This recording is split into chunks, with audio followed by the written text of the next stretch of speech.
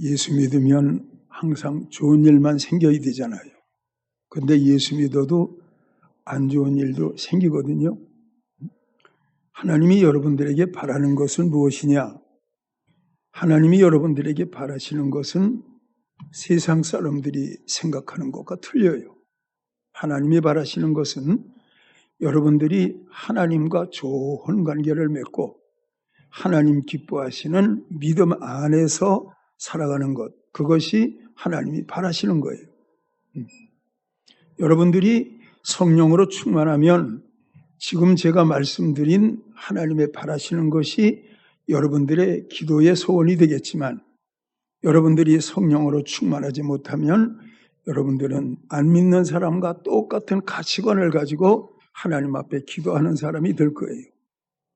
안 믿는 사람과 똑같은 가치관이 무엇이냐? 첫째는 부자가 되는 걸 거예요.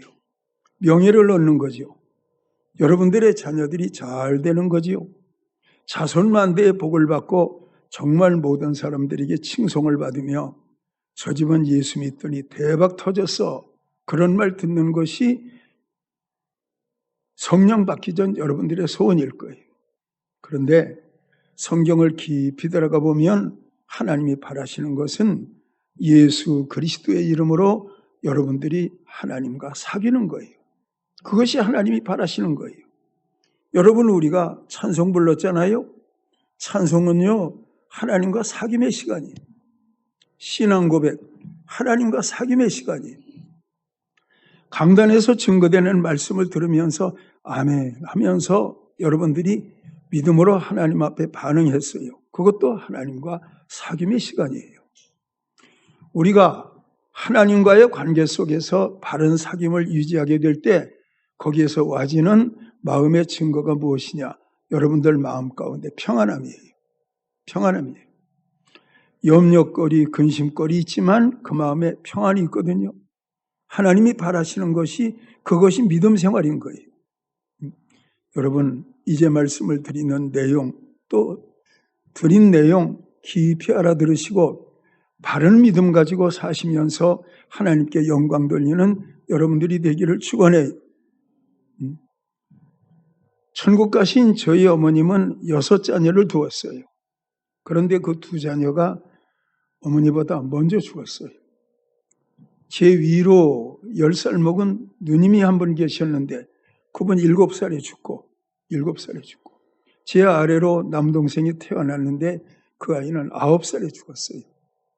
9살에 죽은 그 동생은 태어났을 때 식구들이 뭐라 그랬냐? 형제 중에서 제일 예쁘다, 제일 잘생겼다고 그랬어요.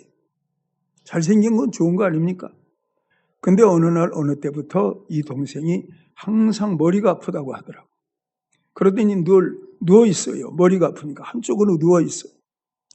이 관자놀이 쪽으로 어떤 무엇을 대고 이렇게 누워 있으면은 머리가 통증이 좀 덜하고, 안 되고 있으면은 통증이 너무 심한 거예요. 그 세월이 점점 지나가더니 나중에는 그 동생 눈이 잠자리 눈처럼 붉어져 나오기 시작했어요. 예.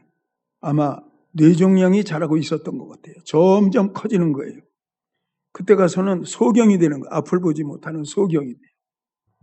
어머니 되는 권사님, 그때는 안 믿었을 때죠. 절에 찾아가서 쭉 만나가지고 얘기했어요. 우리 아들이 어떻게 하면 앞 못 보는 이 문제, 이 소경된 아들이 어떻게 앞을 보겠느냐 하니까 이름을 고치라 그랬어요. 그 동생 이름은 승철이요, 승철이. 근데 승철이 이름이 안 좋으니까 이름만 승경이로 바꾸면 얘는 눈을 볼 것이라 그랬어요. 근데 이름 바꿔도 그 아이는 여전히 앞을 보지 못했어요. 제가 살고 있는 가까운 곳에 어린 시절에 소전거리라고 있었는데 소시장이에요. 소가 많지도 않아요. 새말뚝이 여기저기 꼽혀 있고 5일마다 장이 서면 시골에서 소를 끌고 와서 거기에서 사람들이 소를 팔고 어떤 사람은 소를 사가지고 가고 그랬어요. 그러니까 평소에 4일 동안은 그 공터는 비어있는 땅이에요. 근데 그 공터에 어떤 분들이 와서 천막을 치는 거예요. 두꺼운 천막을 치고 거기서 부흥회를 한다는 거예요.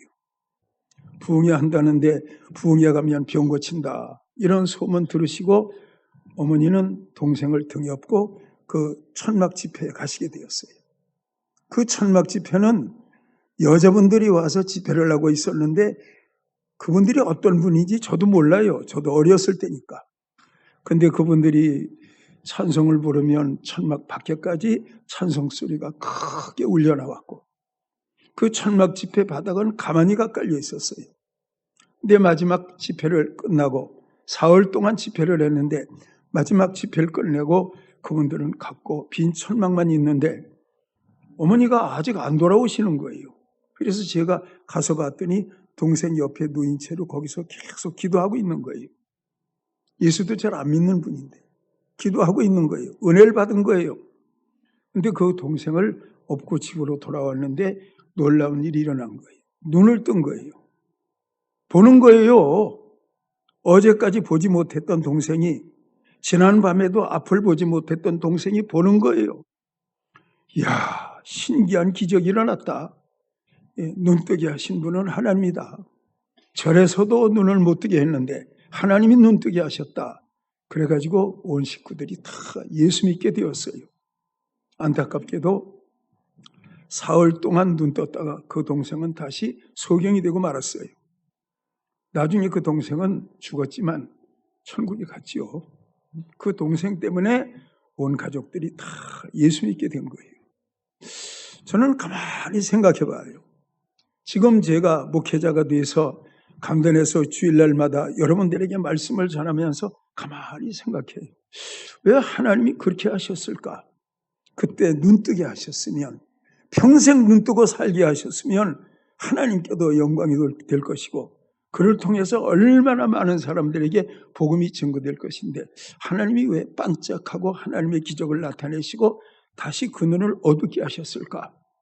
그러나 저는 아직 거기에 대한 답을 얻지 못했어요. 천국 가면 물어볼 거예요. 왜 그렇게 하셨냐고. 근데 여러분, 우리가 세상 살아가면서 어떤 어려운 문제를 만났을 때 그 문제에 대해서 여러분들이 묻는다고 하나님이 답을 하십니까? 답을 하지 않아요. 하나님은 하나님의 방법대로 응답하시는 하나님인 거예요. 그러므로 우리는 다만 하나님께 기도할 때에 모범적인 기도, 내 원대로 마옵시고 아버지의 원대로 되기를 원하나이다. 그렇게 기도하며 살아가실 수 있는 여러분들이 되어야 해요.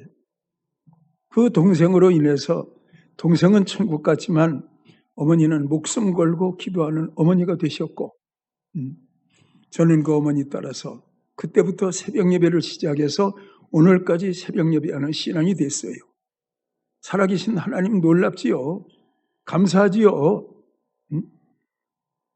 우리는 생각해요. 하나님 이것만 해결해 주시면 잘 믿을게요. 근데 하나님의 뜻은 그게 아니래요. 그게 아니래요. 그리고 말씀을 통해 여러분과 저에게 말씀하시는데 내 생각은 너희 생각과 다르다. 하늘이 땅보다 높음같이 내 생각은 너희 생각과 다르다. 하나님 그렇게 말씀하시는 거예요. 그러므로 우리는 하나님의 생각에 맞추어서 살아가실 수 있는 여러분들이 되어야 해요. 하나님의 생각에 맞추길 바랍니다. 하나님의 생각이 뭐냐? 하나님의 말씀이 하나님의 생각입니다. 말씀대로 맞추어 사시면 그것이 잠시 동안에는 답답한 것 같아요.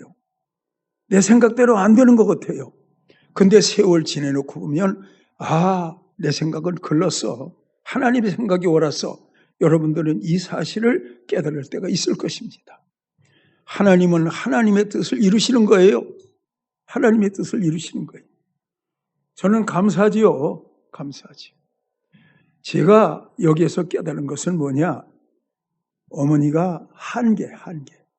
그 아들에 대해서 머릿속에 뇌종양이 자라나고 잠자리 눈처럼 혹이 이 머릿속에서 밀고 올라오니까 눈이 막 붉어져 튀어나오고 하는 그 상황에서 어머니 된 그 어머니가 할 수 있는 일은 아무것도 없어요. 해줄 수 있는 게 없다니까. 그러나 하나님은 하셨어요. 잠시 눈뜨게 했어요. 그리고 하나님의 살아계심을 나타내 보이셨어요. 그러므로 여러분 우리는 모든 것을 하나님의 뜻에 맞추어서 살아갈 수 있는 여러분들이 되기를 축원해요. 오늘 여러분 본문, 지난주일에 읽었던 그 본문과 똑같은 본문이에요. 여러분 보십시오. 야곱이 그 어머니와 아버지를 작별하고 외삼촌 라반이 살고 있는 하란 땅으로 가는 거예요.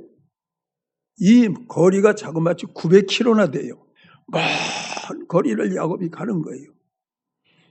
이 먼 길을 나그네 발길을 옮겨서 가는 야곱이 자기 스스로 생각할 때 자기가 할 수 있는 일이 있습니까?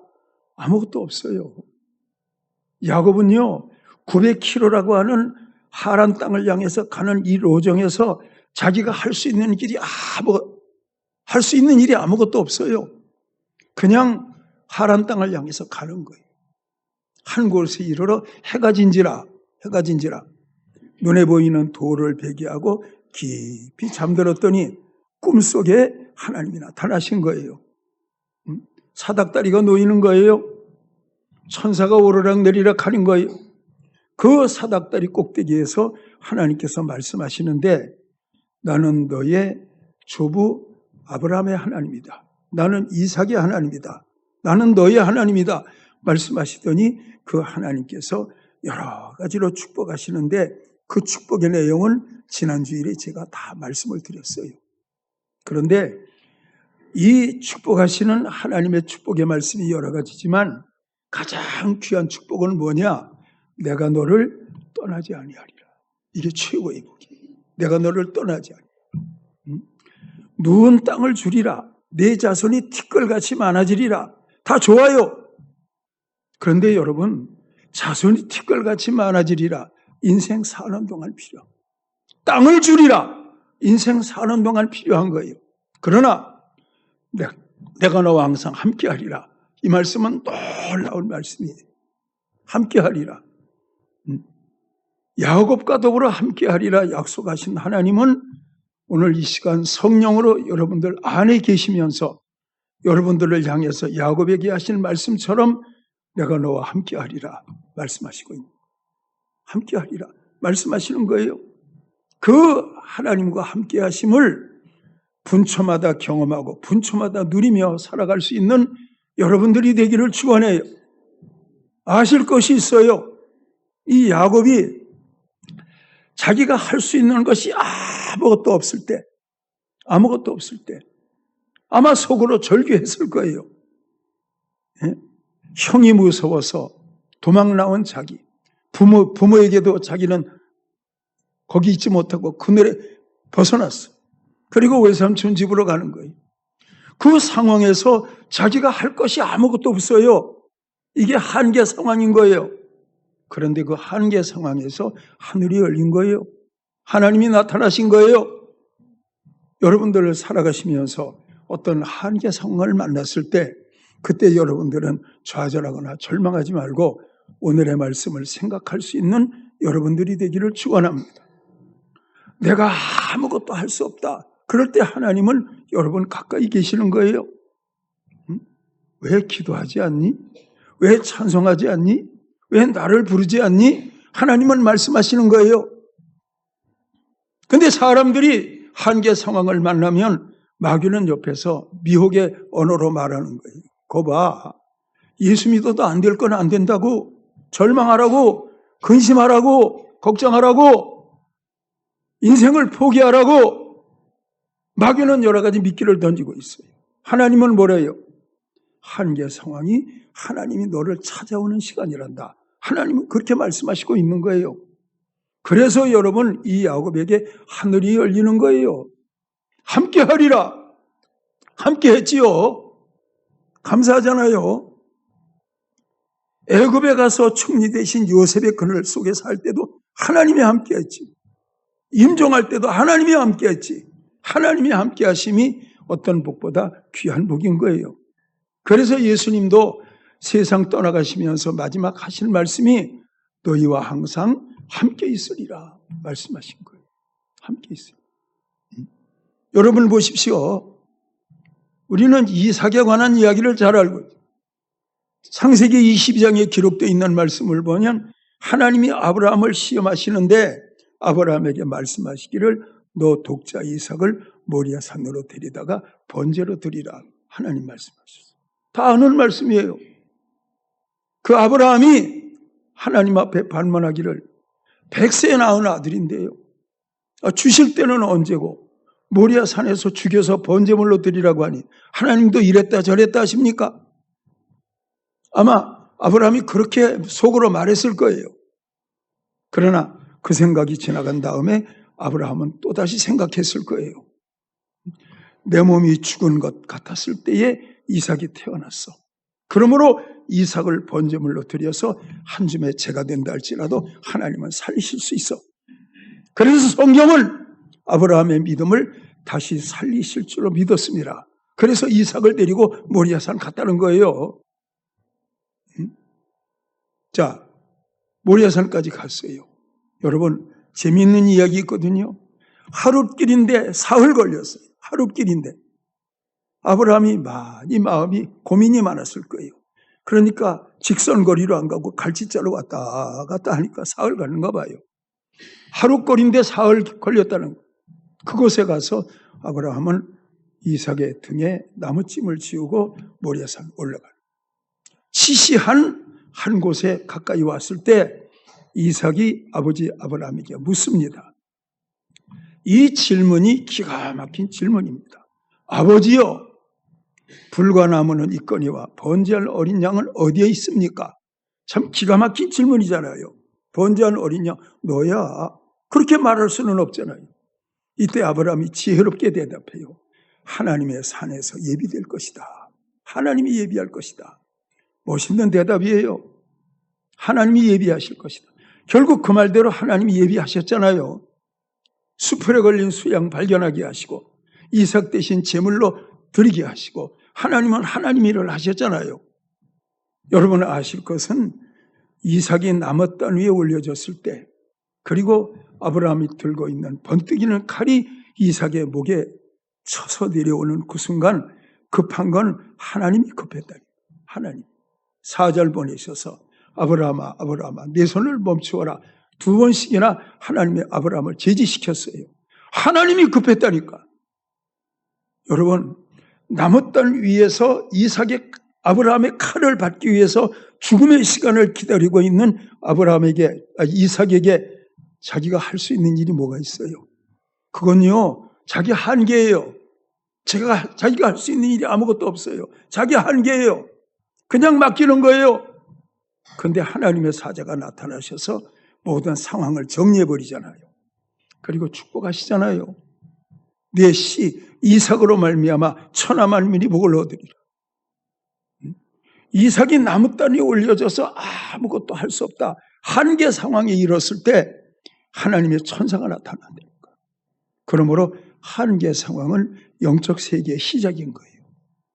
눈이 열리기를 축원합니다. 귀가 열리기를 축원합니다. 영적인 세계를 알고 믿음의 생활을 할 수 있는 여러분들이 되기를 바랍니다. 그렇습니다, 여러분. 자, 세 번째, 하갈은 어떻습니까? 아브라함이 아침에 일찍 일어나 하나님의 명령하신 대로 하갈과 이스마엘을 깨워서 하갈의 어깨에 물 한 가죽부대 메워주고 떡 한 덩이 메워주고 하갈과 이스마엘을 내쫓아버리는 거예요. 나가라. 왜 그랬을까요? 하나님이 내쫓으라고 했고 하나님이 내보내라고 했어요. 내보내는 거예요. 그렇게 브엘세바 광야에서 내쫓김을 받은 하갈이 광야 헤매다 보니까 물 한 가죽 부대 다 먹어버리고 아들은 목말라 죽어가는 거예요. 그걸 바라보면서 하갈이 큰 소리로 울었더라. 옛날 개역 성경은 방성대곡이라고 말하고 있어요. 큰 소리로 울었어요. 왜? 거기가 자기 한계잖아. 자기가 할 일이 아무것도 없잖아. 그 광야에 어디서 물을 구할 수 있나요? 할 일이 아무것도 없어. 그러니까 방성대곡 하는 거예요. 그때 하나님은 하갈의 눈을 열어서 샘물을 발견하게 하시고 그 물을 떠다가 아이에게 마시었더니 아이가 기운은 차리고 일어나서 광야에 거하며 활 쏘는 자가 됐더라. 강한 남자가 됐더라. 말씀하시고 있는 거예요. 하갈이 할 수 있는 일이 아무것도 없어요. 그 자리에서 하나님이 나타났다니까요. 믿으시기를 축원합니다. 믿으시기를 축원합니다. 여러분들은 유라굴로 광풍을 잘 알아요. 그 광풍 속에서 여러 날 동안 해도 보이지 않고 별도 보이지 않고 먹지 못하고 마시지 못하고 아마 배멀미 엄청 했겠지. 우리말로 하면 파김치가 됐겠지. 다들 구원의 여망이 없어지니까 절망 가운데 빠져 있었겠지. 그런데 여러분, 그들의 한계에 있을 때 바울도 아마 인간의 한계 느꼈을 거예요. 여기서는 어떻게 해야 하지? 근데 하나님이 그 밤에 나타나신 거예요. 그리고 바울 곁에 서신 거예요. 말씀하시는 거예요. 걱정하지 마라. 배는 한 섬에 걸릴 것이다. 배는 손상이 있겠지만 한 사람도 죽지 않는다. 바울에게 하나님의 사자가 말한 거예요. 역시 이 상황도 바울이 할 수 있는 일이 아무것도 없다 할 때 하나님은 시작하신다니까. 믿습니까? 믿기를 축원합니다. 여러분, 성경을 보시면서 하나님이 여러분들을 향해서 동업하시자 이거 있습니까? 없어요. 성경에 나타나 있는 모든 기적은 인간의 한계선상에서 기적이 일어났어요. 한계선상에서. 사람이 할 수 있는 어떤 가능성이 80%인데 하나님이 나타나셔서 20% 도와줄게. 100% 완전히 해라. 하나님은 동업하는 게 아니에요. 하나님은 가능성 제로에서 하나님은 일하시는 거예요. 그리고 나타나셔서 100% 영광을 나타내시고 100% 영광을 받으시는 것이 하나님이 하시는 일이라니까요. 그러므로 여러분, 믿음의 인생길을 걸어가면서 여러분들이 내 능력으로 할 수 있는 일이 아직도 남았어. 그럴 때는 하나님이 아직 덜 찾아오시고. 그런데 어떤 어려운 일을 만났는데 도저히 내 한계야. 여기가 마침표 끝났어. 이제 할 일이 아무것도 없어. 그런 상황에서 여러분들은 조금만 주여 해도 하나님이 와서 손 붙들어 주신다니까. 아멘입니까? 한계 상황에서 절망하고 근심하고 염려하고 그렇게 하지 말고 한계 상황은 하나님을 만날 때다. 그렇게 생각하면서 믿음 생활할 수 있는 여러분들이 되기를 축원해요. 요한복음 6장을 보십시오. 이곳은 빈들인데 어디에서 양식을 구합니까? 빈들인데. 그런데 빈들에서 기적이 일어났는데 그 기적이 뭔데요? 오병이어의 기적인데. 그렇잖아요. 나사로가 장사 지낸 지 나흘이나 됐어요. 예수님이 도착하셨을 때는 무덤에서 시체 썩은 냄새가 나오고 있어요. 썩은 냄새가. 그런데 예수님은 늦었다. 이제 냄새가 나는구나. 틀렸어, 늦었어. 그럽니까? 아니요. 나사로야 나오너라. 큰 소리로 외치니까 죽은 자가 수족을 배로 동인 채로 나오더라. 예수님 말씀하시기를 풀어놓아 다니게 하라 말씀하신 거예요.